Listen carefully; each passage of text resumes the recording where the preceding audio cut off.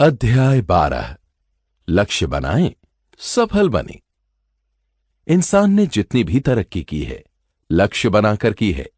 हमारे जितने भी आविष्कार हुए हैं, चाहे वो चिकित्सा के क्षेत्र में हो, इंजीनियरिंग के क्षेत्र में हो या किसी और क्षेत्र में हो, वो सभी इसी कारण संभव हुए हैं क्योंकि उन्हें हासिल करने का लक्ष्य बनाया गया था। बिजनेस में सफलता भी अक्सर इसीलिए मिलती है क्योंकि उसे हासिल करने का टारगेट बनाया गया था। उपग्रह धरती के चारों तरफ अपने आप चक्कर नहीं लगा रहे हैं, बल्कि इसलिए चक्कर लगा रहे हैं क्योंकि वैज्ञानिकों ने अंतरिक्ष को जीतने का लक्ष्य बनाया था। लक्ष्य का मतलब है उद्देश्य। लक्ष्य सपने से ज्यादा होता है क्योंकि लक्ष्य का मतलब है सपने पर काम करना। लक्ष्य इससे ज्यादा स्पष्ट होता है, काश मैं ये कर सकता। लक्ष्य बहुत ही स्पष्ट होता है, मैं इसकी तरफ बढ़ रहा हूं। जब तक लक्ष्य नहीं बनाया जाता तब तक कुछ भी हासिल नहीं होता, तब तक उसकी तरफ कदम नहीं बढ़ाए जा सकते। लक्ष्यों के बिना व्यक्ति जीवन में इधर उधर भटकता रहता है, वो लड़खड़ाता रहता है और कभी ये नहीं जान पाता कि वो कहां जा रहा है, इसलिए वो कहीं भी नहीं पहुंच पाता। लक्ष्य सफलता के लिए उसी तरह जरूरी है जिस तरह जीवन के लिए हवा जरूरी है। कोई भी बिना लक्ष्य के सफल नहीं हुआ, कोई भी बिना हवा के जीवित नहीं रहा। इसलिए आप अच्छी तरह अपने लक्ष्य को तय कर लें कि आप कहां पहुंचना चाहते हैं। डेव महो ने कभी एडवर्टाइजिंग एजेंसी में $25 प्रति माह की नौकरी किया करते थे।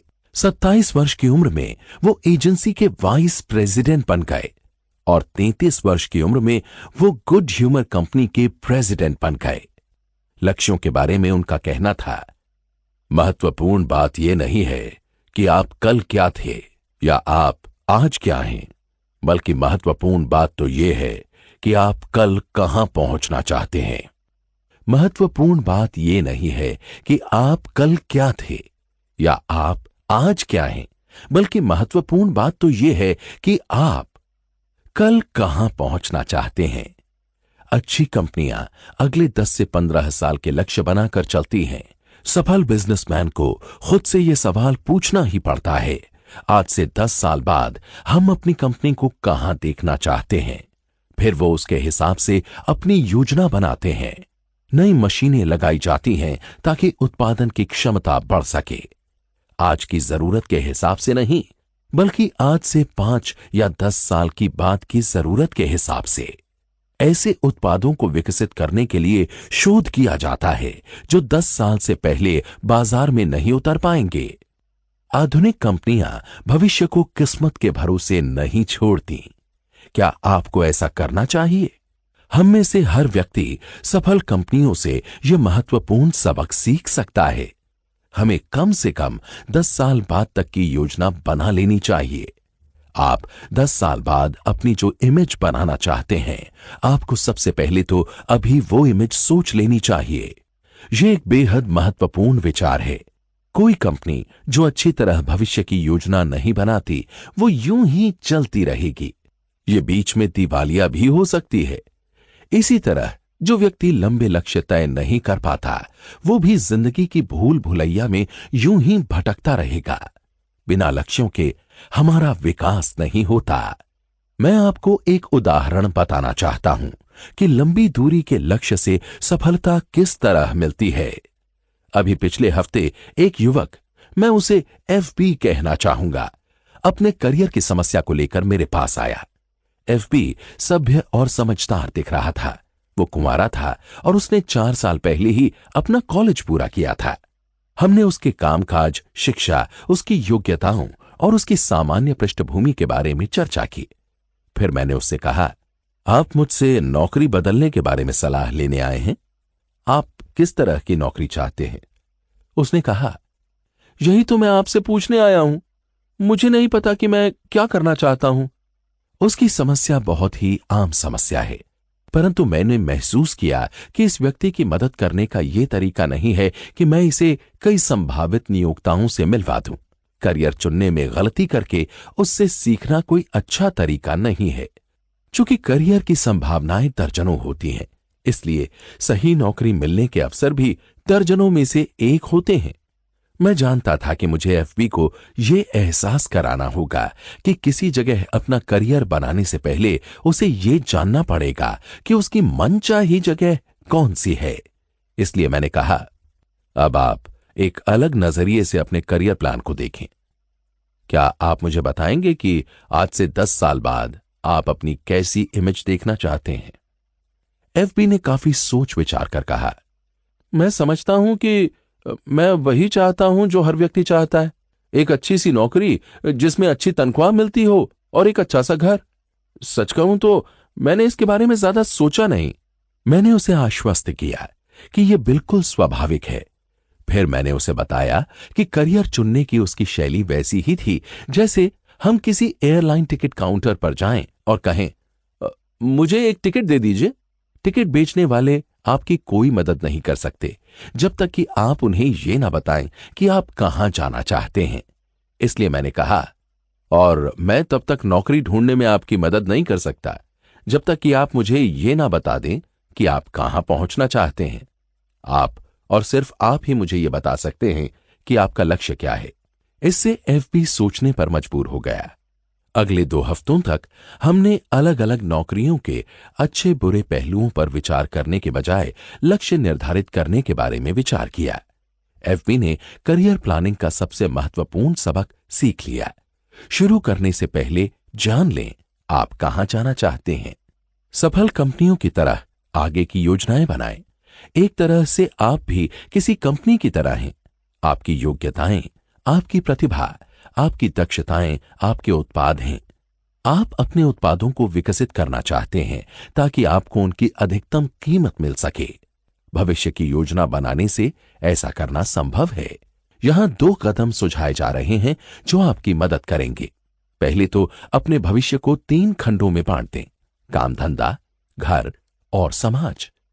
अपने जीवन को खंडों में बांट देने से आप दुविधा में नहीं पड़ेंगे। आप आंतरिक संघर्ष की समस्या से बच सकेंगे और आप अपने भविष्य की पूरी तस्वीर देख सकेंगे। दूसरी बात, अपने आप से इन सवालों के स्पष्ट सुनिश्चित जवाब पूछें। मैं अपने जीवन में क्या हासिल करना चाहता हूं? मैं क्या बनना चाहता हूं?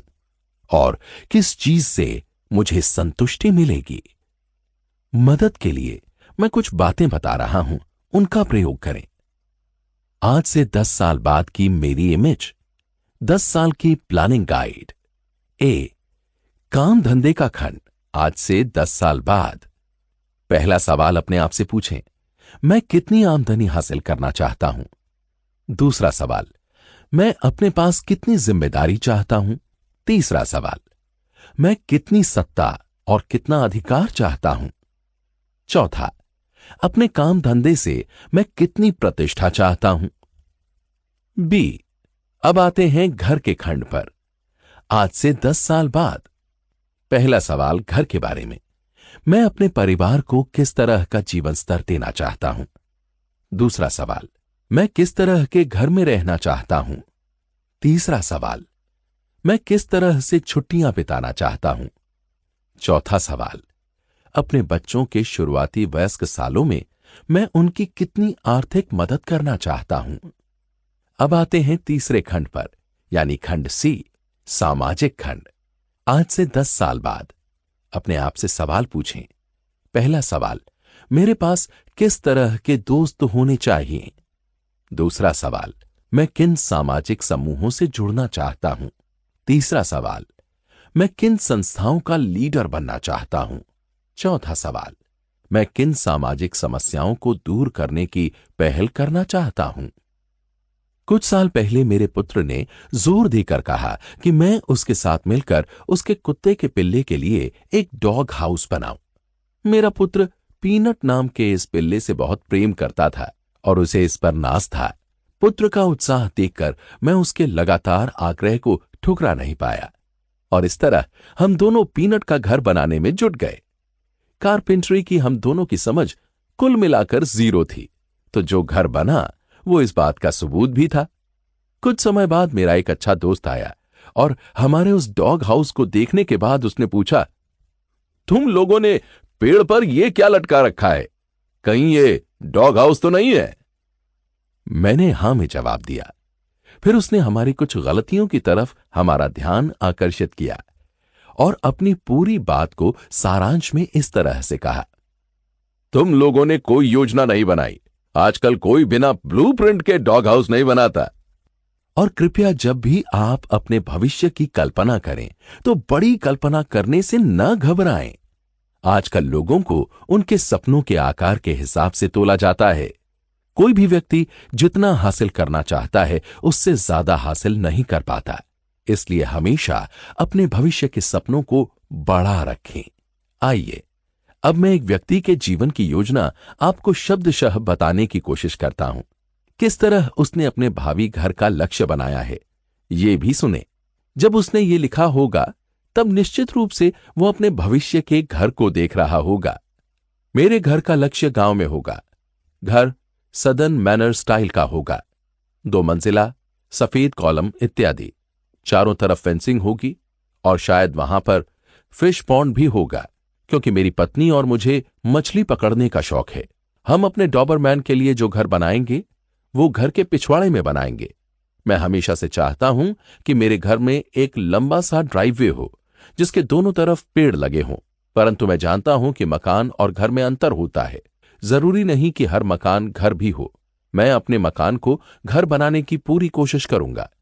यह ध्यान रखूंगा कि यह खाने और सोने की जगह से ज्यादा कुछ बने। हम अपनी योजना बनाते समय ईश्वर को भी नहीं भूले हैं। हम चर्च की गतिविधियों में एक निश्चित राशि में दान देंगे। आज से 10 साल बाद मैं अपने परिवार को दुनिया की सैर पर ले जाना चाहूंगा। इसके पहले कि हमारा परिवार शादी ब्याह के कारण तितर बितर हो जाए, मैं ऐसा करना चाहता हूं। अगर हमारे पास एक साथ पूरी दुनिया की सैर पर जाने का समय नहीं होगा तो हम इसे 4-5 अलग अलग छुट्टियों में बांट लेंगे और हर साल दुनिया के एक हिस्से की यात्रा करेंगे। स्वाभाविक रूप से मेरे घर के खंड की ये सारी योजनाएं इस बात पर निर्भर करती हैं कि मेरे काम धंधे के खंड में मुझे कैसी सफलता मिलती है। इसलिए अगर मैं ये सब हासिल करना चाहता हूं तो मुझे सफल होना ही पड़ेगा। ये योजना 5 साल पहले लिखी गई थी। तब उस व्यक्ति के पास 2 छोटे स्टोर्स थे। आज वो 5 स्टोर्स का मालिक है और उसने देहात में 17 एकड़ जमीन भी खरीद ली है, जहां वो अपना घर बनाने जा रहा है। वो अपने लक्ष्य की तरफ लगातार बढ़ रहा है। आपके जीवन के तीनों खंड आपस में जुड़े हुए हैं। हर एक की सफलता किसी न किसी हद तक दूसरे पर निर्भर करती है, परंतु जो खंड बाकी सभी खंडों पर सबसे ज्यादा प्रभाव डालता है वो है आपका काम धंधे वाला खंड। हजारों साल पहले जिस गुफा मानव का घरेलू जीवन सबसे सुखद होता था और जिसे सर्वाधिक सामाजिक सम्मान मिलता था, वो शिकारी के रूप में सबसे सफल हुआ करता था। सामान्य तौर पर यही बात आज भी सही है। हम अपने परिवारों को जो जीवन स्तर देते हैं और हमें जो सामाजिक सम्मान मिलता है वो काफी हद तक काम धंधे के खंड में हमारी सफलता के कारण मिलता है। कुछ समय पहले McKenzie foundation for management research ने व्यापक सर्वेक्षण करवाया ताकि ये जाना जा सके कि एग्जीक्यूटिव बनने के लिए सबसे ज्यादा जरूरी गुण कौन सा है। बिजनेस, सरकार, विज्ञान और धर्म के लीडर से सवाल पूछे गए। हर बार अलग अलग तरीकों से इन शोधकर्ताओं को एक ही जवाब मिला। एग्जीक्यूटिव की सबसे महत्वपूर्ण योग्यता उसकी आगे बढ़ने की प्रबल इच्छा होती है। जॉन वानामेकर की सलाह याद रखें, कोई व्यक्ति जब तक अपने काम में अपने आप को झोंक नहीं देता तब तक वो महान काम नहीं कर पाता। अगर इसका सही दोहन किया जाए तो प्रबल इच्छा में अनंत शक्ति है। इच्छा का अनुसरण करने की असफलता वो न करना जो आप करना चाहते हैं, औसत दर्जे की जिंदगी या असफलता का रास्ता है। मुझे एक कॉलेज के अखबार के बेहद प्रतिभाशाली युवा लेखक के साथ हुई चर्चा याद आती है। इस युवक में प्रतिभा थी। अगर किसी व्यक्ति में पत्रकारिता के करियर में सफल होने का मादा था तो वो यही व्यक्ति था। उसके ग्रेजुएशन के कुछ समय पहले मैंने उससे पूछा, डैन, तुम अब क्या करोगे? पत्रकारिता के करियर में जाओगे? डैन ने मेरी तरफ देखा और कहा, अरे नहीं, मुझे लिखना और रिपोर्टिंग करना बहुत पसंद है और मुझे कॉलेज के अखबार में काम करने में बहुत मजा भी आता है, परंतु पत्रकारों की कमाई थोड़ी सी होती है और मैं भूखे नहीं मरना चाहता। इसके बाद मैं 5 साल तक डैन से नहीं मिला। फिर एक शाम को वो मुझे न्यू ऑर्लिन्स में मिला। डैन किसी इलेक्ट्रॉनिक्स कंपनी में असिस्टेंट पर्सनल डायरेक्टर के रूप में काम कर रहा था और उसने मुझे जल्दी ही बता दिया कि वो अपने काम से संतुष्ट नहीं है। मेरी तनख्वाह तो अच्छी है, मेरी कंपनी भी अच्छी है और जहां तक जॉब सिक्योरिटी का सवाल है वो मेरे पास है, परंतु इस काम में मेरा दिल नहीं लगता। अब मैं सोचता हूं कि काश कॉलेज के बाद मैंने किसी प्रकाशक के यहां या किसी अखबार में काम किया होता। डैन के रवैये से बोरियत और अरुचि साफ झलक रही थी। वो हर चीज में बुराई देख रहा था। जब तक वो अपनी नौकरी छोड़कर पत्रकारिता में नहीं जाएगा, उसे उसकी मनचाही सफलता हासिल नहीं हो पाएगी। सफलता में पूरे मन से प्रयास करने की जरूरत होती है और आप किसी काम में पूरा मन तभी लगा सकते हैं जब आप उसे पसंद करते हो। अगर डैन ने अपना मनपसंद काम किया होता तो वो आज अखबार की दुनिया में काफी ऊपर होता और लंबे समय से उसे आज से ज्यादा पैसा और मानसिक संतोष मिल रहा होता। अपनी नापसंदगी के काम को छोड़कर अपना मनपसंद काम करना वैसा ही है जैसे 10 साल पुरानी कार में 500 हॉर्स पावर की मोटर लगा दी जाए। हम सभी में इच्छाएं होती हैं, हम सभी सपने देखते हैं कि हम सचमुच क्या करना चाहते हैं, परंतु हम में से बहुत कम लोग ही वास्तव में अपनी इच्छाओं का कहना मानते हैं। इसके बजाय हम अपनी इच्छाओं का गला घोंट देते हैं। सफलता की हत्या करने के लिए हम 5 तरह के हथियारों का इस्तेमाल करते हैं। इन हथियारों को नष्ट कर दें, क्योंकि ये हथियार खतरनाक हैं। पहला हथियार, खुद को नाकाबिल समझना। आपने दर्जनों लोगों को यह कहते हुए सुना होगा, मैं डॉक्टर या एग्जीक्यूटिव या कमर्शियल आर्टिस्ट या बिजनेसमैन बनना चाहता हूं, परंतु मैं ऐसा नहीं कर सकता। मुझ में इतनी प्रतिभा नहीं है। अगर मैंने कोशिश की तो मैं सफल नहीं हो पाऊंगा। मेरे पास शिक्षा या अनुभव की कमी है। कई युवक युवतियां अयोग्यता की छुरी से अपनी इच्छा को मार डालते हैं। दूसरा, सुरक्षा की बीमारी। जो लोग कहते हैं मैं जहां हूं वहीं सुरक्षित हूं, वो अपने सपनों की हत्या करने में सुरक्षा के हथियार का इस्तेमाल करते हैं। तीसरा, प्रतियोगिता। इस क्षेत्र में पहले से ही बहुत सारे लोग हैं, यहां तो लोग एक के ऊपर एक खड़े हुए हैं। जैसे विचार भी इच्छा को तत्काल मार डालते हैं। चौथा, माता पिता के आदेश। मैंने सैकड़ों बच्चों को अपना करियर चुनते समय यह कहते सुना है, मेरा मन तो दूसरा करियर चुनने का था, परंतु मेरे माता पिता ने मुझसे यह करियर चुनने के लिए कहा, इसलिए मैंने इसे ही चुन लिया। ज्यादातर माता पिता अपने बच्चों को जानबूझकर यह आदेश नहीं देते कि उन्हें क्या करना चाहिए। हर बुद्धिमान माता पिता अपने बच्चों को जिंदगी में सफल होते देखना चाहते हैं। अगर बच्चा शांति से यह समझाए कि वो दूसरा करियर क्यों चुनना चाहता है, तो माता पिता उसकी बात सुनेंगे और कोई तनाव पैदा नहीं होगा, क्योंकि बच्चे के करियर के बारे में माता पिता और बच्चे दोनों का लक्ष्य एक ही है, सफलता। पांचवा, पारिवारिक जिम्मेदारी। अगर मैंने 5 साल पहले नौकरी बदली होती तो अच्छा रहता, परंतु अब मेरे पास परिवार है और इसलिए मैं अब कुछ नहीं कर सकता। यह नजरिया भी आपकी इच्छाओं की हत्या करने का हथियार है। इन हत्या के हथियारों को फेंक दें। याद रखें, पूरी शक्ति हासिल करने का एकलौता तरीका, पूरी ताकत से लक्ष्य की तरफ बढ़े चलने का एकमात्र उपाय यही है कि आप जो करना चाहते हैं वही करें। इच्छा के सामने समर्पण कर दें और बदले में आपको ऊर्जा, उत्साह, मानसिक स्फूर्ति और बेहतर सेहत भी मिलेगी। और इच्छा के सामने समर्पण करने की कोई उम्र नहीं होती। ज्यादातर सचमुच सफल लोग सप्ताह में 40 घंटे से भी ज्यादा समय तक काम करते हैं, परंतु आपने कभी नहीं सुना होगा कि उन्होंने ज्यादा काम की शिकायत की हो। सफल लोगों का ध्यान लक्ष्य पर लगा होता है और इसी से उन्हें ऊर्जा मिलती है।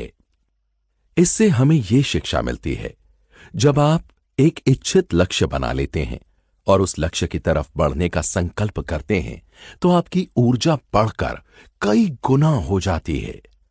कई लोग, करोड़ों लोग अपना लक्ष्य बनाकर उस लक्ष्य को हासिल करने में जी जान से जुटकर नई ऊर्जा हासिल कर सकते हैं। लक्ष्यों से बोरियत दूर होती है। लक्ष्यों से कई लंबी बीमारियां भी दूर हो जाती हैं। हम लक्ष्यों की शक्ति में थोड़ा गहराई तक जाएं। जब आप अपनी इच्छाओं के आगे समर्पण करते हैं, जब आप अपने दिमाग पर लक्ष्य को हावी हो जाने देते हैं, तो आप में शारीरिक शक्ति, ऊर्जा और उत्साह का संचार होता है, जिसके सहारे आप उस लक्ष्य को हासिल कर सकते हैं। परंतु आपको कुछ और भी मिलता है जो उतना ही बहुमूल्य है। आपको स्वचालित या ऑटोमेटिक योजना मिलती है जो आपको सीधे लक्ष्य तक ले जाती है।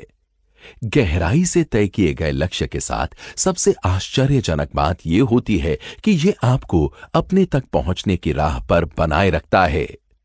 इसमें कोई रहस्य नहीं है। दरअसल होता यह है, जब आप अपने लक्ष्य के आगे समर्पण कर देते हैं, तो लक्ष्य आपके अवचेतन मस्तिष्क में जाकर बैठ जाता है। आपका अवचेतन मस्तिष्क हमेशा संतुलन में रहता है। हो सकता है कि आपका चेतन मस्तिष्क संतुलन में ना हो। आपका चेतन मस्तिष्क तभी संतुलन में रहता है जब ये वही करता है जो आपका अवचेतन मस्तिष्क सोच रहा है। अवचेतन मस्तिष्क के पूरे सहयोग के बिना कोई भी व्यक्ति झिझकेगा, दुविधा में होगा, अनिर्णय की स्थिति में होगा। अब जबकि आपका लक्ष्य आपके अवचेतन मस्तिष्क में गहरे बैठ गया है, तो आप अपने आप सही तरीके से काम करने लगते हैं। चेतन मस्तिष्क अब स्पष्ट सीधा चिंतन कर सकता है। मैं आपको 2 काल्पनिक व्यक्तियों के उदाहरण देकर इस बात को समझाना चाहता हूं। शायद इनमें आपको अपने आसपास के कई लोगों की झलक दिखाई दे। हम इन्हें टॉम और जैक का नाम देंगे। ये दोनों बाकी सभी बातों में लगभग समान हैं। दोनों में एक ही चीज का अंतर है। टॉम का एक निश्चित लक्ष्य है, जैक का नहीं। टॉम जानता है कि वो क्या बनना चाहता है। वो 10 साल बाद खुद को कॉर्पोरेशन के वाइस प्रेसिडेंट की कुर्सी पर बैठा देख रहा है। चूंकि टॉम ने अपने लक्ष्य के आगे समर्पण कर दिया है, इसलिए उसके अवचेतन मस्तिष्क से उसका लक्ष्य उसे संकेत करता है, ये करो या ये मत करो। इससे तुम अपने लक्ष्य तक नहीं पहुंच पाओगे। लक्ष्य लगातार बोलता रहता है, मैं ही वो इमेज हूं जिसे तुम्हें हकीकत बनाना है। तुम्हें मुझे हकीकत बनाने के लिए यह करना चाहिए। टॉम के पास लक्ष्य था, इसलिए वो इधर उधर की बातों में नहीं उलझा। लक्ष्य ने उसे सारे कामों में सही रास्ता दिखाया। जब टॉम कोई सूट खरीदता था, तो उसका लक्ष्य उसे बताता था कि उसे कौन सा सूट चुनना चाहिए। लक्ष्य ही टॉम को बताता था कि उसे अगली नौकरी किस तरह की चुननी चाहिए, बिजनेस मीटिंग में क्या कहना चाहिए, विवाद की स्थिति में क्या करना चाहिए, क्या पढ़ना चाहिए और किस तरह के सिद्धांतों पर चलना चाहिए। अगर टॉम अपने लक्ष्य से जरा सा भी इधर उधर भटकता था, तो उसके अवचेतन मस्तिष्क में फिट स्वचालित यंत्र सक्रिय हो जाता था और उसे चेतावनी दे देता था कि वो भटक गया है, और उसे बताता था कि सही राह पर आने के लिए उसे क्या कदम उठाने होंगे। टॉम के लक्ष्य ने उसे अपनी नौकरी के वातावरण के प्रति बेहद संवेदनशील बना दिया था। दूसरी तरफ जैक के पास कोई लक्ष्य नहीं था, इसलिए उसके पास मार्गदर्शन देने वाले स्वचालित यंत्र का अभाव था। वो जल्दी ही दुविधा में पड़ जाता था। उसके काम बिना नीतियों के होते थे। वो हिचकता था, कभी इधर कभी उधर जाता था। ये सोचता था कि उसे इस हालत में क्या करना चाहिए, चूंकि उसके पास लक्ष्य को हासिल करने की लगन नहीं थी। इसलिए जैक औसत जिंदगी की आसान राह पर लड़खड़ाता हुआ चल रहा था। मैं चाहता हूं कि अभी जो पहले मैंने खंड बोला था, आप उसे एक बार दोबारा सुने, और ऐसा बिल्कुल अभी करें। इस अवधारणा को अपने दिमाग में बैठ जाने दें। बेहद सफल लोगों के जीवन का अध्ययन करें। ये देखें कि उन सभी ने अपने लक्ष्य के प्रति समर्पण कर दिया था। देखें कि किस तरह किसी बेहद सफल व्यक्ति की जिंदगी उसके लक्ष्य के चारों तरफ घूमती है। लक्ष्य के सामने समर्पण कर दें, सचमुच समर्पण करें, उसे अपने दिमाग पर हावी हो जाने दें, और तब लक्ष्य आपको वो स्वचालित मार्गदर्शन प्रदान करेगा जो आपको लक्ष्य तक पहुंचाने में सहायक होगा। हम लोगों के साथ अक्सर होता है कि किसी शनिवार की सुबह जब हम सोकर उठते हैं तो हमारे पास कोई योजना नहीं होती। हम नहीं जानते कि हमें उस दिन क्या करना है। इस तरह के दिनों में हम लगभग कुछ हासिल नहीं कर पाते। हम दिन को यूं ही गुजार देते हैं और जब दिन खत्म हो जाता है तो खुश होते हैं। परंतु जब हम किसी दिन को योजना के साथ शुरू करते हैं तो हमारे काम फटाफट हो जाते हैं। ये आम अनुभव एक महत्वपूर्ण सबक सिखाता है। किसी काम में सफलता हासिल करने के लिए हमें उस काम की योजना बनानी चाहिए। द्वितीय विश्व युद्ध के पहले वैज्ञानिकों को परमाणु की प्रबल शक्ति का आभास था, परंतु वो ये नहीं जानते थे कि परमाणु को किस तरह विखंडित किया जाए ताकि इसकी प्रबल शक्ति का विस्फोट हो जाए। जब अमेरिका युद्ध में उतरा तो भविष्यदर्शी वैज्ञानिकों ने परमाणु बम की संभावित शक्ति को देखा। तत्काल एक योजना बनी जिसका सिर्फ एक लक्ष्य था, परमाणु बम बनाना। बाकी सब इतिहास है।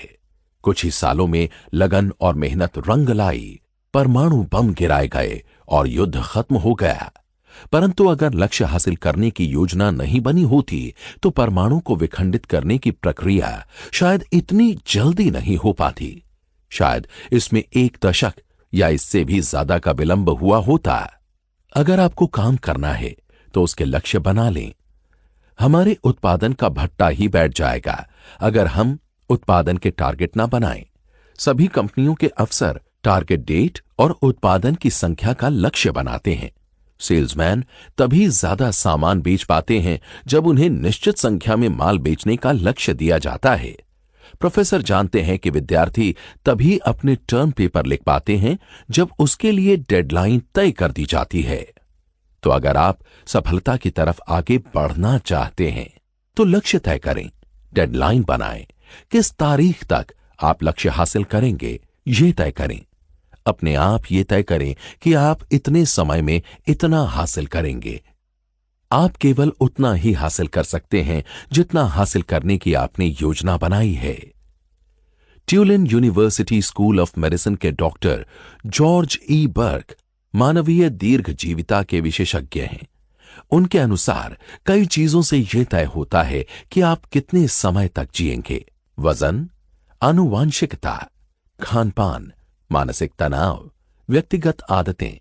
परंतु डॉक्टर बर्ग कहते हैं जल्दी मरने का सबसे आसान तरीका है रिटायर हो जाना और कुछ ना करना। हर इंसान को जिंदा रहने के लिए जीवन में रुचि लेनी चाहिए। हम में से हर एक के पास विकल्प है। रिटायरमेंट हमारे लिए शुरुआत भी हो सकती है और अंत भी। कुछ मत करो, बस खाओ, सो और दिन काटो का रवैया रिटायरमेंट का खुद को तेजी से जहर दे दो वाला रास्ता है। जो लोग रिटायरमेंट को सक्रिय जीवन का अंत मानते हैं उनमें से ज्यादातर लोगों के जीवन का अंत भी इसके तत्काल बाद हो जाता है, क्योंकि अब जीवन का कोई लक्ष्य ही नहीं बचा है, जीने का कोई कारण ही नहीं बचा है, इसलिए जिंदगी खत्म हो जाती है। दूसरी तरफ रिटायर होने का बुद्धिमत्ता रवैया है, मैं अब नए सिरे से शुरुआत करूंगा। मेरे बहुत अच्छे दोस्त ल्यू गॉर्डन ने रिटायर होने के इसी तरीके को चुना। ल्यू कुछ साल पहले अटलांटा के सबसे बड़े बैंक के वाइस प्रेसिडेंट के रूप में रिटायर हुए थे, परंतु उन्होंने अपने रिटायरमेंट के दिन को अपनी नई जिंदगी की शुरुआत माना था। उन्होंने खुद को बिजनेस सलाहकार के रूप में स्थापित किया और उनकी प्रगति आश्चर्यजनक है। अब वो 60 से 70 के बीच में हैं। वो ढेर सारे ग्राहकों को सेवाएं देते हैं और वक्ता के रूप में उनकी देश भर में मांग है। उनकी एक योजना पी सिग्मा एप्सिलॉन नामक संस्था बनाने की थी जो प्रोफेशनल सेल्समैन और सेल्स एग्जीक्यूटिव्स की संस्था हो। हर बार जब मैं देखता हूं तो ल्यू की उम्र मुझे पहले से कम दिखती है। अभी भी अपनी आत्मा में वो 30 साल के जवान हैं। मैं ऐसे बहुत कम लोगों को जानता हूं जो इतनी उम्र में जीवन से सुख की इतनी फसल काट रहे हैं जितना कि ये वरिष्ठ नागरिक जिसने रिटायरमेंट को जीवन का अंत नहीं माना। और ल्यू गॉर्डन की तरह के लोग बोरिंग बुढ़े नहीं होते हैं जो सिर्फ अपने दुखों की दास्तान ही सुनाते रहें। लक्ष्य, प्रबल लक्ष्य किसी व्यक्ति को जिंदा रख सकते हैं, चाहे उसकी शारीरिक स्थिति कैसी भी हो। मिसेस डी मेरे कॉलेज के एक मित्र की मां थी। उन्हें तभी कैंसर हो गया था जब उनका पुत्र केवल 2 साल का था। इतना ही नहीं, बीमारी का पता चलने से 3 महीने पहले ही उनके पति की भी मृत्यु हो गई थी। उनके डॉक्टरों ने उन्हें कोई दिलासा नहीं दिया, परंतु मिसेस डी ने हार नहीं मानी। उनका संकल्प था कि वो अपने 2 साल के बच्चे को सफलतापूर्वक कॉलेज की पढ़ाई पूरी करवाएंगी। अपने पति द्वारा छोड़ी गई छोटी सी किराने की दुकान चलाकर उन्होंने पढ़ाई के लिए पैसे जुटाने शुरू कर दिए। उनके बहुत से ऑपरेशन हुए। हर बार डॉक्टर यही कहते थे, बस कुछ महीने और। कैंसर तो कभी खत्म नहीं हुआ, परंतु कुछ महीने खींचते चले गए और 20 साल बन गए। उन्होंने अपने बच्चे को सफलतापूर्वक कॉलेज की पढ़ाई खत्म करते और डिग्री लेते हुए देखा। इसके 6 हफ्ते बाद ही वो चल बसी। लक्ष्य, प्रबल लालसा में इतनी शक्ति थी कि वो मौत से 2 दशक तक लड़ती रही। लंबे जीवन के लिए लक्ष्यों का प्रयोग करें। दुनिया की कोई भी दवा और आपका डॉक्टर भी ये मानेगा कि जीवन को बढ़ाने में इतनी सक्षम नहीं होती जितनी कि कुछ करने की इच्छा होती है। वो व्यक्ति जो अधिकतम सफलता हासिल करने के लिए कृत संकल्प है, यह सिद्धांत सीख जाता है कि प्रगति एक समय में एक कदम चलने का नाम है। एक एक ईंट लगाकर ही घर बनता है। फुटबॉल के खेल में भी एक एक मैच करके ही विश्व कप जीता जाता है। कोई डिपार्टमेंट स्टोर एक एक नए ग्राहक से ही बढ़ता है। हर महान सफलता छोटी छोटी सफलताओं की श्रृंखला होती है। एरिक सेवा रीड जाने माने लेखक हैं। उन्होंने रीडर्स डाइजेस्ट अप्रैल 1957 में लिखा है कि उन्होंने जो सबसे बढ़िया सलाह सीखी है वो है अगले मील का सिद्धांत। अब मैं आपको उनके लेख का कुछ हिस्सा सुनाने जा रहा हूं। द्वितीय विश्व युद्ध के दौरान मुझे और कई दूसरे लोगों को क्षतिग्रस्त हवाई जहाज से पैराशूट से छलांग लगाकर बर्मा भारत की सीमा के पहाड़ी जंगलों में कूदना पड़ा। इस बात की कोई उम्मीद नहीं थी कि अगले कुछ सप्ताहों तक हमारे बचाव के लिए कोई टीम वहां पहुंचती। और तब हमने भारत की तरफ एक दर्दनाक लंबी यात्रा शुरू की। हमें 140 मील का फासला तय करना था। बीच में पहाड़ थे, अगस्त की गर्मी थी और मॉनसून की बारिश थी। सफर के पहले ही घंटे में मेरे जूते में एक कील काफी गहरी धंस गई। शाम तक मेरे दोनों पैरों में सिक्कों के आकार के छाले हो गए। क्या मैं 140 मील तक लड़खड़ाते हुए चल सकता था? क्या दूसरे लोग इतनी दूर चल पाएंगे? जबकि उनमें से कई की हालत तो मुझसे भी बदतर थी। हम लोगों को यह विश्वास था कि हम ऐसा नहीं कर सकते, परंतु हम अगली चोटी तक तो पहुंच ही सकते थे। हम रात गुजारने के लिए अगले गांव तक तो पहुंच ही सकते थे। और हमारा लक्ष्य एक दिन में बस इतना ही करना तो था। जब मैंने नौकरी छोड़ी और 2.5 लाख शब्दों की एक पुस्तक लिखने का फैसला किया तो मैंने पूरी योजना के बारे में एक साथ नहीं सोचा। अगर मैंने ऐसा किया होता तो मैं वो महत्वाकांक्षी पुस्तक कभी पूरी नहीं कर पाया होता। मैंने केवल अगले पैराग्राफ के बारे में विचार किया, अगले पेज के बारे में नहीं, और अगले अध्याय के बारे में तो बिल्कुल भी नहीं। इस तरह कुछ महीनों से मैंने कुछ नहीं किया, केवल एक पैराग्राफ के बाद दूसरा पैराग्राफ लिखता रहा और पुस्तक अपने आप तैयार हो गई। वर्षों पहले मैंने हर रोज लिखने और ब्रॉडकास्टिंग का काम अपने हाथों में लिया, जो आज 2000 पांडुलिपियों से ज्यादा हो चुका है। अगर तब किसी ने मुझसे एक साथ 2000 पांडुलिपियों को लिखने का कॉन्ट्रैक्ट साइन करवाया होता तो मैं इतने बड़े काम को करने में अपनी असमर्थता व्यक्त कर देता, परंतु मुझे सिर्फ एक पांडुलिपि लिखने के लिए कहा गया, इसके बाद फिर एक, और मैंने हमेशा यही किया। अगले मील का सिद्धांत एरिक सेवारीड के लिए काम कर गया और ये आपके लिए भी काम करेगा।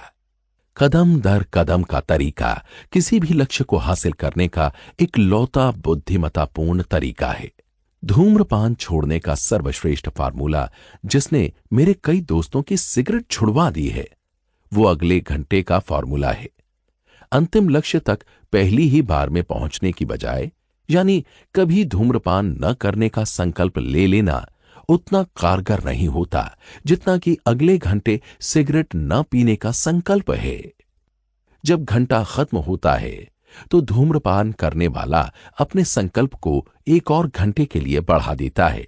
फिर जब इच्छा कम हो जाती है तो इस समय को 2 घंटे रखा जा सकता है और इसके बाद 1 दिन। अंततः लक्ष्य हासिल हो जाता है।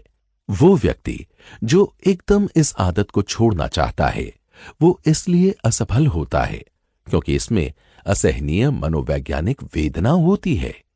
सिगरेट के बिना 1 घंटे रहना आसान है, सिगरेट के बिना जिंदगी भर रहना कठिन है। किसी भी लक्ष्य को हासिल करने में कदम दर कदम चलने के तरीके की जरूरत होती है। जूनियर एग्जीक्यूटिव के लिए हर काम, चाहे वो कितना भी छोटा नजर आता हो, आगे बढ़ने का एक मौका देता है। एक समय में एक ग्राहक को सामान बेचकर ही सेल्समैन मैनेजमेंट की जिम्मेदारी उठाने के काबिल समझा जाता है। धर्मोपदेशक के लिए हर प्रवचन, प्रोफेसर के लिए हर लेक्चर, वैज्ञानिक के लिए हर प्रयोग, बिजनेसमैन के लिए हर मीटिंग महान लक्ष्य की तरफ एक कदम आगे बढ़ाने का अवसर है। कई बार ऐसा लगता है जैसे कोई अचानक सफल हो गया है, परंतु अगर आप ऐसे लोगों के इतिहास को देखें जो अचानक चोटी पर पहुंचते दिखते हैं तो आप पाएंगे कि उन्होंने पहले काफी जमीनी तैयारी की थी और जो तथाकथित सफल लोग अपनी प्रसिद्धि को जल्दी ही गंवा देते हैं वो दरअसल ऐसे नकली लोग होते हैं जिनकी नींव कमजोर होती है। जिस तरह कोई सुंदर इमारत पत्थर के टुकड़ों से बनती है, उसी तरह सफल जिंदगी हमारे छोटे छोटे कामों से ही बनती है। ये करें, चाहे आपको आपका अगला कदम कितना ही महत्वहीन लगे, परंतु चूंकि ये सही दिशा में कदम है, इसलिए इस काम को पूरा करके अपने अंतिम लक्ष्य की तरफ बढ़े चलें। इस प्रश्न को याद कर लें और अपने हर काम के मूल्यांकन में इसकी मदद लें। क्या ये मुझे वहां ले जाएगा जहां मैं पहुंचना चाहता हूं? अगर जवाब ना में है तो पीछे हट जाएं। अगर जवाब हां में है तो बेधड़क आगे बढ़ जाएं। यह स्पष्ट है, हम सफलता की कोई बड़ी छलांग नहीं लगाते, हम वहां एक समय में एक एक कदम बढ़ाकर पहुंचते हैं। सफल उपलब्धि के लिए मासिक कोटा निर्धारित करना एक उत्तम नीति है। अपना मूल्यांकन स्वयं करें। ये तय करें कि अपने आप को ज्यादा प्रभावी बनाने के लिए आपको क्या करना चाहिए। नीचे दिए गए फॉर्म का प्रयोग मार्गदर्शक के रूप में करें। हर महत्वपूर्ण शीर्षक के अंतर्गत वो काम लिख लें जो आप अगले 30 दिनों में करना चाहते हो। फिर जब 30 दिन का समय खत्म हो जाए तो अपनी प्रगति की जांच करें और एक नया 30 दिवसीय लक्ष्य बना डालें। हमेशा छोटे छोटे काम करते रहें ताकि आप बड़े काम करने के लिए तैयार रहें। 30 दिवसीय सुधार मार्गदर्शिका। ए, मैं इन आदतों को 30 दिन में छोड़ूंगा। पहला, काम टालना। दूसरा, नकारात्मक भाषा। तीसरा, एक दिन में 1 घंटे से ज्यादा टीवी देखना। चौथा, गपशप करना। बी, 30 दिन में मैं इन आदतों को डालूंगा। पहला, अपने हुलिये का हर सुबह कड़ा मूल्यांकन करूंगा। दूसरा, रात को सोते समय अगले दिन की योजना बनाऊंगा।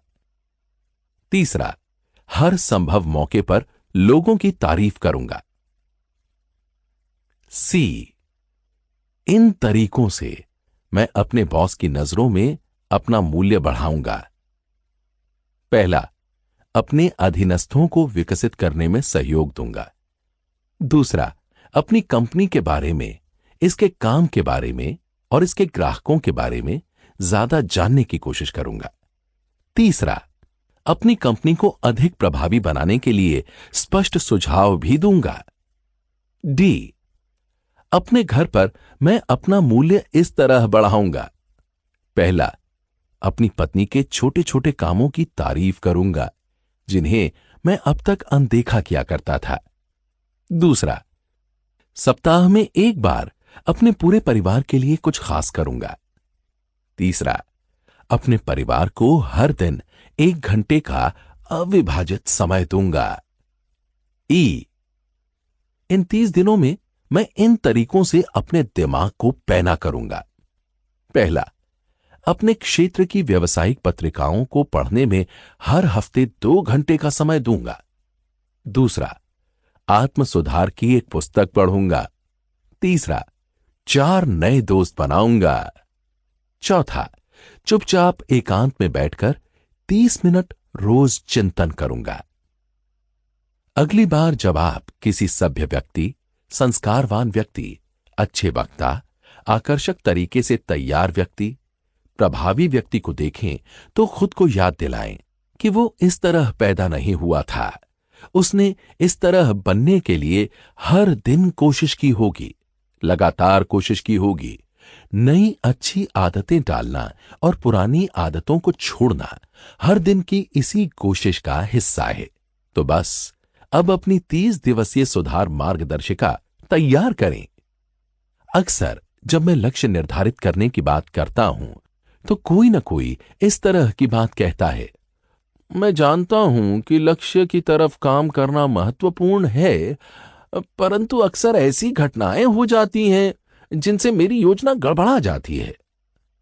ये सच है कि कई बार ऐसी घटनाएं हो जाती हैं जो आपके लक्ष्य की राह में बाधा खड़ी कर देती हैं, जैसे आपके परिवार में कोई गंभीर बीमारी या मृत्यु हो जाए, या आप जिस नौकरी की कोशिश कर रहे हों वो पद ही समाप्त हो जाए, या आपके साथ कोई दुर्घटना हो जाए।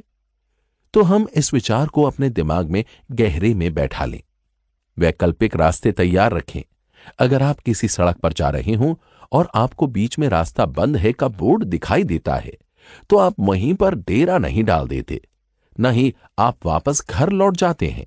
वो रास्ता बंद है, इसका मतलब सिर्फ इतना सा है कि आप उस रास्ते से अपने लक्ष्य तक नहीं पहुंच सकते। आपको अपने लक्ष्य तक पहुंचने के लिए किसी दूसरे रास्ते से जाना होगा। ये देखें कि सेना के अधिकारी किस तरह योजना बनाते हैं। जब वो अपने लक्ष्य को हासिल करने के लिए मास्टर प्लान बनाते हैं तो वो वैकल्पिक योजनाएं भी बनाते हैं। अगर कोई अप्रत्याशित घटना हो जाती है जिससे प्लान ए सफल नहीं हो सकता तो वो प्लान बी पर काम करने लगते हैं। आप हवाई जहाज में तब भी आराम से बैठे रहते हैं जबकि वो हवाई अड्डा पास हो जहां आपको उतरना है, लेकिन वहां हवाई जहाज उतारना फिलहाल संभव नहीं है। आप घबराते नहीं हैं क्योंकि आप जानते हैं कि हवाई जहाज चलाने वाले के पास उतरने की वैकल्पिक जगह है और पर्याप्त रिजर्व ईंधन भी है। वो व्यक्ति दुर्लभ ही होगा जिसने बहुत बड़ी सफलता पाई हो और अपने जीवन में उसने कभी वैकल्पिक रास्तों का इस्तेमाल न किया हो। ऐसे बहुत से लोग हैं जिन्होंने वैकल्पिक रास्तों का इस्तेमाल करके सफलता पाई है। जब आप वैकल्पिक रास्ते पर चलते हैं तो आप अपने लक्ष्य नहीं बदलते, आप सिर्फ अपने रास्ते बदलते हैं। आपने कई लोगों को यह कहते सुना होगा, काश मैंने वो स्टॉक उस समय खरीदा होता, आज मेरे पास ढेर सारा पैसा होता। आमतौर पर लोग स्टॉक या बॉन्ड या रियल एस्टेट या किसी दूसरे किस्म की जायदाद में निवेश करने के बारे में सोचते हैं, परंतु सबसे बड़ा और सबसे लाभदायक निवेश खुद में निवेश करना होता है। ऐसी चीजें खरीदना जिनसे आपकी मानसिक योग्यता और शक्ति बढ़े।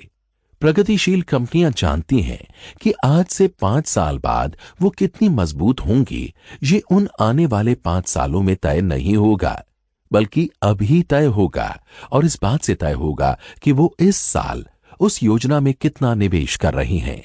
लाभ केवल एक ही स्रोत से आते हैं, निवेश। ये हम सब के लिए एक सबक है।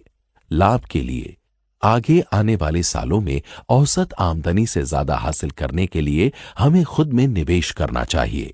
हमें अपने लक्ष्यों को हासिल करने के लिए निवेश करना चाहिए। अब मैं आपको 2 दृढ़ आत्मनिवेश की तकनीकें देने जा रहा हूं जो आपके भविष्य को सुधारने में आपके बहुत काम आएंगी। पहली तकनीक है शिक्षा में निवेश करें। खुद में निवेश करते समय सच्ची शिक्षा में निवेश करना सबसे अच्छा निवेश होता है, परंतु इससे पहले हम ये सुनिश्चित कर लें कि वास्तव में शिक्षा से हमारा आशय क्या है। कई लोगों की नजर में शिक्षा का मतलब स्कूल या कॉलेज में बिताए गए साल, हासिल की गई डिग्रियां, प्रमाण पत्र या डिप्लोमा होते हैं, परंतु शिक्षा के संबंध में मात्रा या संख्या की इस शैली से जरूरी नहीं है कि आप सफल व्यक्ति बन जाएं। जनरल इलेक्ट्रिक के चेयरमैन रॉल्फ जे क्वार्डिनर ने शिक्षा के बारे में चोटी के बिजनेस मैनेजमेंट के दृष्टिकोण को इन शब्दों में व्यक्त किया। हमारे 2 सबसे बेहतरीन प्रेसिडेंट मिस्टर विल्सन और मिस्टर कॉफिन कभी कॉलेज में नहीं पढ़े। हालांकि हमारे कई वर्तमान ऑफिसर पीएचडी हैं, परंतु 41 में से 12 के पास कोई कॉलेज डिग्री नहीं है। हम योग्यता में विश्वास करते हैं, डिप्लोमा में नहीं। डिप्लोमा या डिग्री से आपको नौकरी ढूंढने में मदद तो मिल सकती है, परंतु उस नौकरी में आपकी प्रगति की कोई गारंटी नहीं मिल सकती। बिजनेस में महत्व की योग्यता होती है, डिप्लोमा की नहीं। कई और लोगों के लिए शिक्षा का मतलब ढेर सारी जानकारी होता है जिसे दिमाग में भरा जाता है, परंतु ये तथ्यों को सोखने वाली शिक्षा की शैली आपको वहां नहीं ले जाएगी जहां आप पहुंचना चाहते हैं। हम गोदाम में भरी जानकारी के लिए पुस्तकों, फाइलों और मशीनों पर निर्भर होते जा रहे हैं। अगर हम उतना ही कर सकते हैं जितना कि कोई मशीन, तो हमारा अस्तित्व सचमुच खतरे में है। आपको जिस सच्ची शिक्षा में निवेश करना चाहिए वो है आपके दिमाग को विकसित करने वाली शिक्षा। कोई व्यक्ति कितना सुशिक्षित है यह इस बात से पता चलता है कि उसका दिमाग कितनी अच्छी तरह से विकसित है। संक्षेप में, वो कितनी अच्छी तरह सोचता है। जो भी चीज सोचने की योग्यता को सुधारती है, शिक्षा है। और आप कई तरीकों से शिक्षा प्राप्त कर सकते हैं, परंतु ज्यादातर लोगों के लिए शिक्षा के सर्वाधिक प्रभावी स्रोत करीबी कॉलेज और यूनिवर्सिटी होते हैं। शिक्षा उनका बिजनेस है। अगर आप काफी समय से कॉलेज में न घुसे हों तो आपको वहां जाने पर हैरानी होगी। आपको यह जानकर खुशी होगी कि अब वहां बहुत सारे कोर्सेज मौजूद हैं। आपको यह जानकर भी खुशी होगी कि आप नौकरी के बाद भी कॉलेज जा सकते हैं। और वहां पर जो विद्यार्थी आते हैं वो मंद बुद्धि नहीं होते, बल्कि कई तो सचमुच प्रतिभाशाली व्यक्ति होते हैं, जिनमें से कई बहुत जिम्मेदारी के पदों पर काम करते हैं। मैंने हाल ही में 25 लोगों की एक इवनिंग क्लास ली थी, जिनमें एक विद्यार्थी 12 स्टोर्स की रिटेल चेन का मालिक था। नेशनल फूड चेन के 2 खरीदार थे, 4 ग्रेजुएट इंजीनियर्स थे, एक एयरफोर्स कर्नल था और कई अच्छे स्टेटस के लोग थे। आजकल कई लोग शाम के कॉलेजों में पढ़कर अपनी डिग्रियां हासिल करते हैं, परंतु डिग्री जो आखिरकार केवल एक कागज का टुकड़ा है, उनकी मुख्य प्रेरणा नहीं है। वो कॉलेज इसलिए जाते हैं ताकि वो अपने दिमाग का विकास कर सकें, क्योंकि उनका भविष्य इसी से सुधरेगा। वही सच्चा निवेश है जो आपके भविष्य को सुधारने में किया जाता है। और इस बारे में कोई गलतफहमी ना पालें, शिक्षा एक असली सौदा है। 75 से $150 के निवेश से आप 1 साल तक हर सप्ताह 1 रात कॉलेज जा सकते हैं। अपनी सालाना आमदनी के हिसाब से इसका प्रतिशत निकालें और खुद से पूछें, क्या मेरा भविष्य इस काबिल भी नहीं है कि मैं इसके लिए ये छोटा सा निवेश कर सकूं? क्यों ना इस निवेश को करने का फैसला अभी कर लें। कॉलेज में फोन करें, जिंदगी भर हर सप्ताह 1 रात। यह आपको प्रगतिशील, युवा और चौकस बनाए रखेगा। यह आपको आपकी रुचियों के क्षेत्र से जोड़े रखेगा और यह आपको ऐसे लोगों से भी जोड़े रखेगा जो आप ही की तरह सफलता के रास्ते पर चल रहे हैं। दूसरा, विचारदाताओं में निवेश करें। शिक्षा आपके मस्तिष्क को ढालने में मदद करती है, नई परिस्थितियों का सामना करने का प्रशिक्षण देती है और समस्याएं सुलझाने में आपकी मदद करती है। विचारदाता यानी जो विचार देता है वो भी इससे मिलता जुलता काम करता है। विचारदाता आपके मस्तिष्क का पोषण करते हैं, आपको सोचने के लिए रचनात्मक सामग्री देते हैं। सर्वश्रेष्ठ विचारदाता कौन है? वैसे तो कई हैं, परंतु अच्छी गुणवत्ता की सामग्री की सतत आपूर्ति के लिए आप ऐसा करें। हर महीने एक प्रेरणादायक पुस्तक खरीदने का संकल्प करें और 2 विचार प्रधान पत्रिकाओं के ग्राहक बन जाएं। इस तरह बहुत ही कम पैसे और समय में आप सर्वश्रेष्ठ चिंतकों और विचारकों के संपर्क में आ जाएंगे। एक दिन लंच पर मैंने एक व्यक्ति को यह कहते हुए सुना, परंतु इसकी कीमत $20 प्रति वर्ष है। मैं वॉल स्ट्रीट जर्नल पढ़ने की इतनी कीमत नहीं दे सकता। उसके साथी ने, जो सफलता के लक्ष्य का पीछा कर रहा था, जवाब दिया, मैंने पाया है कि मैं वॉल स्ट्रीट जर्नल न पढ़ने की कीमत नहीं चुका सकता। तो आप सफल लोगों से सीखें अपने आप में निवेश कैसे करें। आइए काम में जुट जाएं। अब एक बार सारांश में यह देखें कि हम इन सफलता के सिद्धांतों को किस तरह काम में ला सकते हैं। पहला सिद्धांत, पहले इस बात की साफ तस्वीर बना लें कि आप कहां पहुंचना चाहते हैं। आज से 10 साल बाद आप कैसे होना चाहते हैं, इस बात की कल्पना कर लें। दूसरा, अपने 10 साल के प्लान को लिख लें। आपका जीवन इतना महत्वपूर्ण है कि इसे किस्मत के भरोसे नहीं छोड़ा जा सकता। आप अपने काम धंधे, अपने घर और अपने सामाजिक खंडों में जो हासिल करना चाहते हैं उसे कागज पर लिख लें। तीसरा, अपनी इच्छाओं के आगे समर्पण कर दें। ज्यादा ऊर्जा हासिल करने के लिए लक्ष्य निर्धारित करें, काम करने के लिए लक्ष्य तय करें, लक्ष्य तय करें और जीने का असली आनंद लें। चौथा, अपने प्रमुख लक्ष्य को ऑटोमेटिक पायलट बनने दें। जब आपका लक्ष्य आप पर हावी हो जाएगा तो आप पाएंगे कि आप अपने लक्ष्य तक पहुंचने के लिए सही फैसले अपने आप कर रहे हैं। पांचवा, अपने लक्ष्य को हासिल करने के लिए एक बार में एक कदम बढ़ाएं। आप जो भी काम करें, चाहे वो कितना ही छोटा क्यों ना दिखे, उसे अपने लक्ष्य की तरफ एक कदम माने। छठा, 30 दिनों के लक्ष्य बनाते रहें। दिन प्रतिदिन के प्रयास का परिणाम अच्छा होता है। सातवां, वैकल्पिक रास्ते तय करें। वैकल्पिक रास्ते का मतलब सिर्फ दूसरा रास्ता चुनना होता है। इसका यह मतलब नहीं होता कि आपने अपने लक्ष्य को बदला है, आपने तो सिर्फ अपना रास्ता बदला है। आठवां, अपने आप में निवेश करें। ऐसी चीजें खरीदें जिनसे आपकी मानसिक योग्यता और शक्ति बढ़े। शिक्षा में निवेश करें, विचारशील सामग्री में निवेश करें।